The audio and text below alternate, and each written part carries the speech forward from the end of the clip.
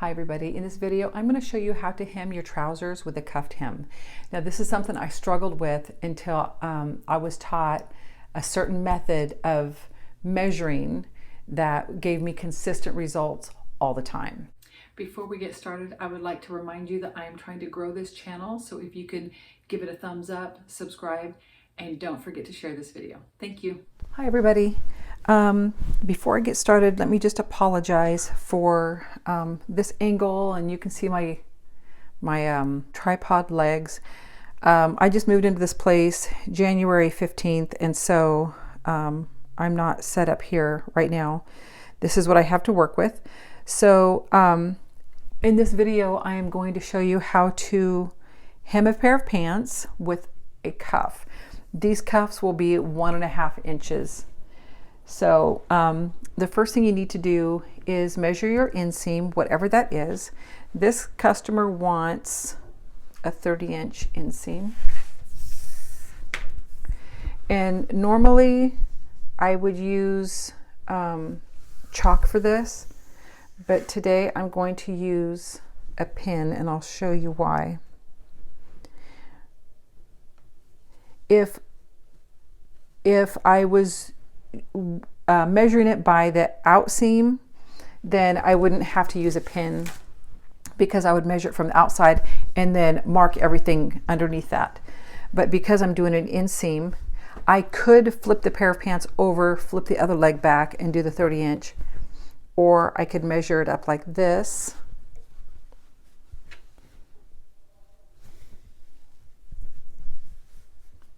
Make sure everything lines up. And then you can feel right here where the pin is. And from here,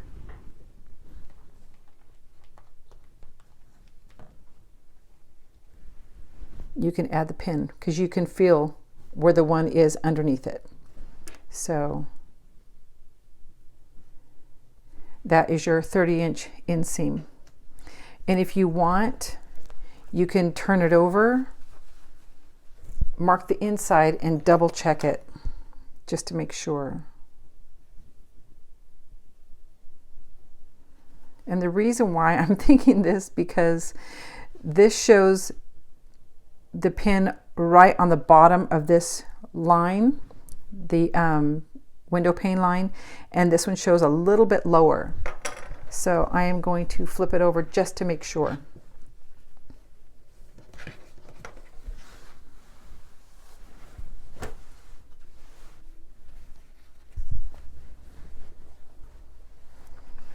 And I marked it right there with the chalk, so I'll know where I'm measuring to.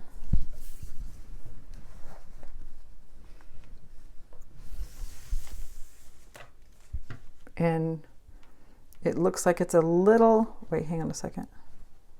Yeah, it looks like it's a little off. So I will measure it. It's going to be right there on the line like the other one.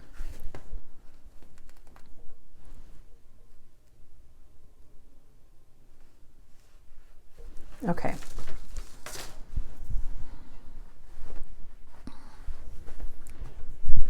Now, what I forgot to tell you is, when I first started, is when you lay your pants out to mark them, I put the back part of the pants towards me. So you see how I fold them, just the way slacks are normally folded. So, you know, the side seams are here together. And I measure, when I lay them out, I lay them with the back part of the pants to me. And the reason why is because when I'm doing a non-cuff slant, then I automatically know to angle my ruler to the left up here. Whereas if I did it the other way, and I'm used to doing it this way, I might get confused. So whenever I lay the pants out, I always do the back part of the pants closest to me. But that doesn't, I'm not worried about that right now, because we're not doing a slant, we are doing a cuff. Okay, so there's my 30-inch mark. Make sure these are measured up. Okay. I'm going to take out this one so I don't get confused. Okay, so we have our mark here, and we're going to make this mark straight across. Now it's going to be kind of funny because you'll have the pant marks straight across, but sometimes because you're going over the seam, it might look a little off. Don't worry about that. All pants are like that. So you flip it up. You're going to mark the inside of both legs. Flip it up, and then mark the back side. Now, like I said, these are going to be 1.5 inch cuffs. So I'm going to make a mark 1.5 inches down. I'm going to do it on the crease, on the side seam, and then on the crease again. Now, sometimes this middle line doesn't match up exactly, so I would just go with this and this. And you don't want to go all the way across because this will actually be the top of your cuff, and you don't want to see a line up there just in case it doesn't come out completely with the steam, because it may not come out completely depending on the fiber content. So I'm going to mark it here, I'll mark it here, and then I'll mark it here. And then the back, or the outside of the other leg.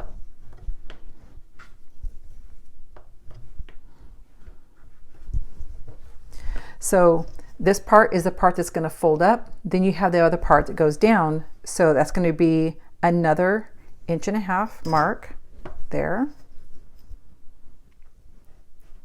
there, there. Line these up and then do the other leg.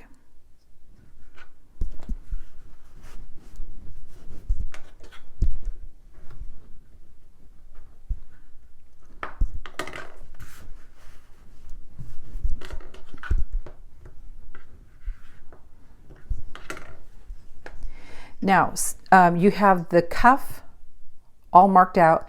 Now we're going to do the part that you actually sew to your pants. And this is where I'm going to do 5/8 of an inch just to give you enough room.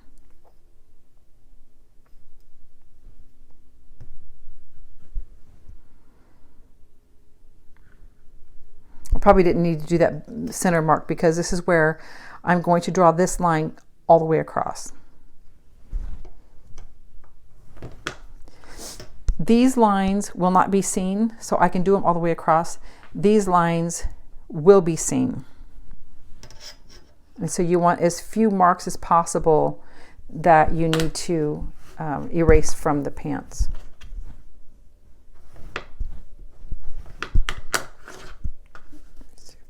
Yeah, that took...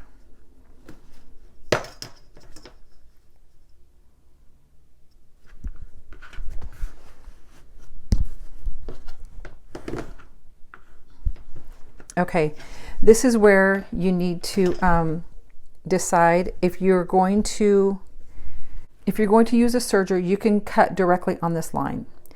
If you're not going to use a serger and you're going to just use your sewing machine, then you need to take it a little further down, and I am going to mark another 1/2 inch.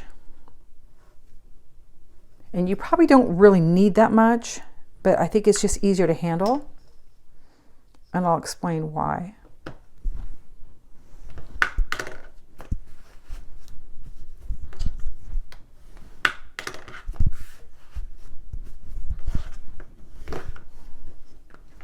Now that line doesn't have to be super straight or exactly 1/2 inch from that last line. Okay.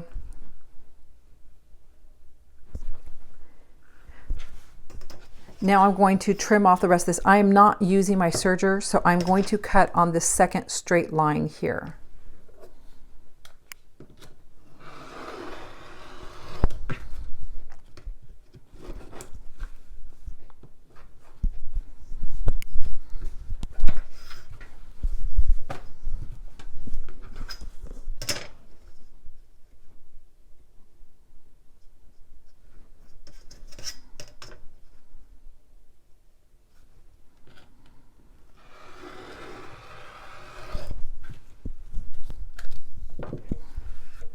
Okay, from here we are going to get the sewing machine out and put the right color thread in there. This is the first line we made, and this is going to be the new length to your pants. This is the first mark for the cuff. This is the second. So on this first mark for the cuff, we're going to fold it up to make sure that this area here, this part of the hem, is as wide as the pant leg. And it's not exactly, but it's close enough. It looks like it's an 1/8 on each side, but it looks like it'll be fine. So what we're going to do is turn your pants inside out.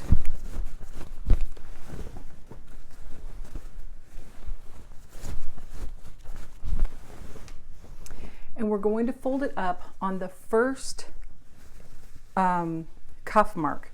So it's not this long straight line, it's this one here. Fold that up.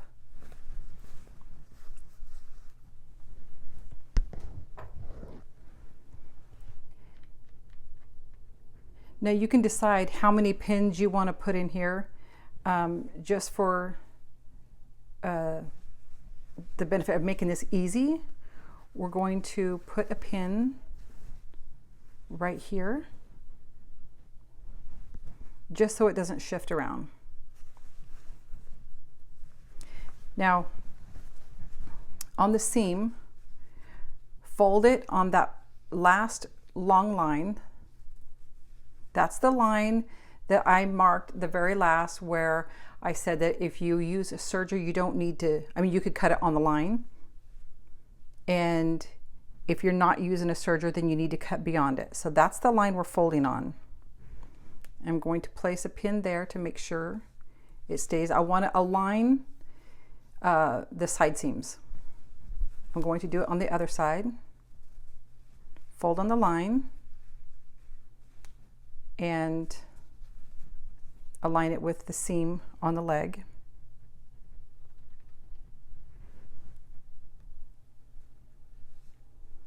And then turn it and do it on the crease line. Make sure that it's folded on this line here,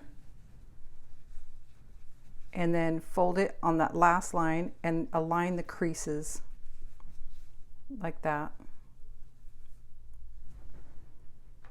And I'm pinning them in place just so I don't have to deal with it later. And then do it with the other crease.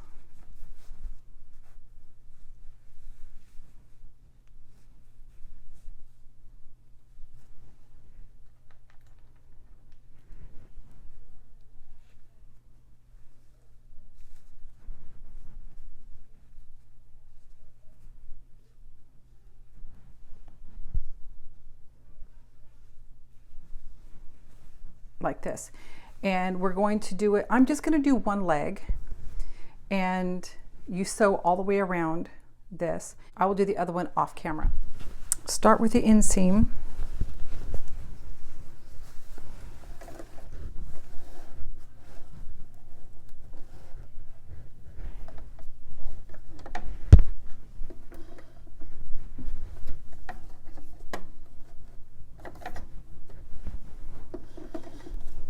I'm going to use a straight stitch. The length is 2.5.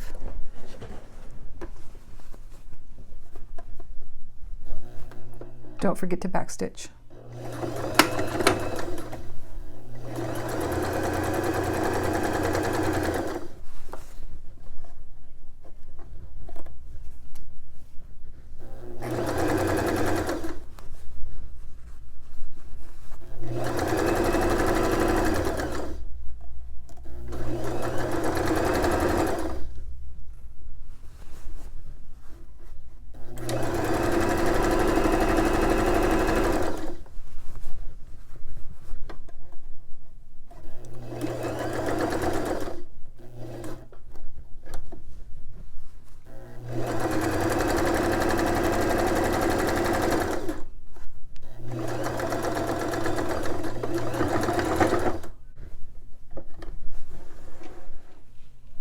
Okay, Now that your pants are hemmed up, and this is what it's going to look like, you're going to have your stitching line. That's the other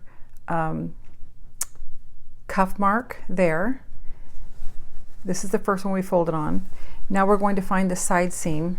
We're going to find the side seam and fold it up this till you get to this line.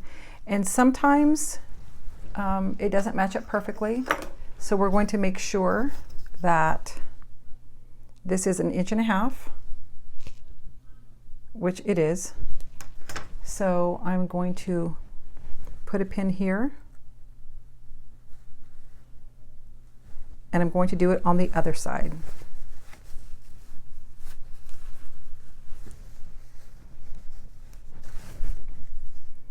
Matching up the side seams, 1.5 inches,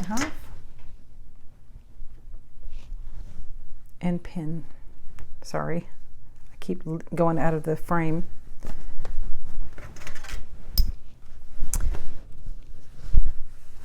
All right, now that we have this pinned up, we're going to take just a little stitch and stitch back and forth right here. Don't come all the way to the end of that fold, because then it will be kind of pushed down and it'll just kind of look awkward.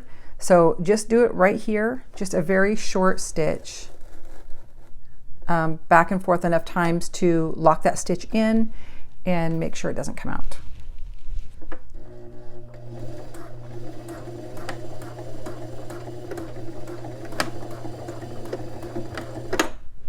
This is what you call stitch in the ditch, because it goes right into that seam right there.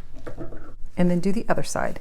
You don't need to press this until the job is completely finished, which makes it nice because there's less time getting up and down to the ironing board.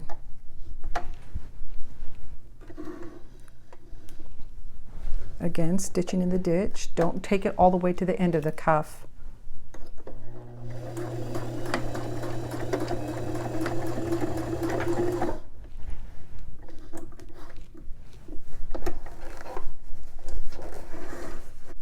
I will press this out and be right back.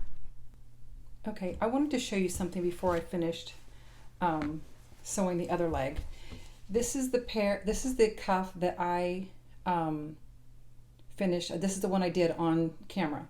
And you can see just a slight bit of this kind of, it's not really puckering it, but maybe kind of is. That's what that looks like. So on the second leg, I pressed it before I tacked this cuff up.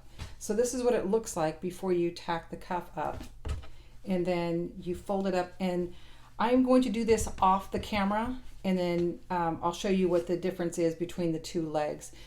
Pressing it before you tack it up and pressing it after you tack it up. Okay, this is the cuff that I pressed before. This is the pant I pressed before I cuffed it. And this is the one that I cuffed and then I pressed.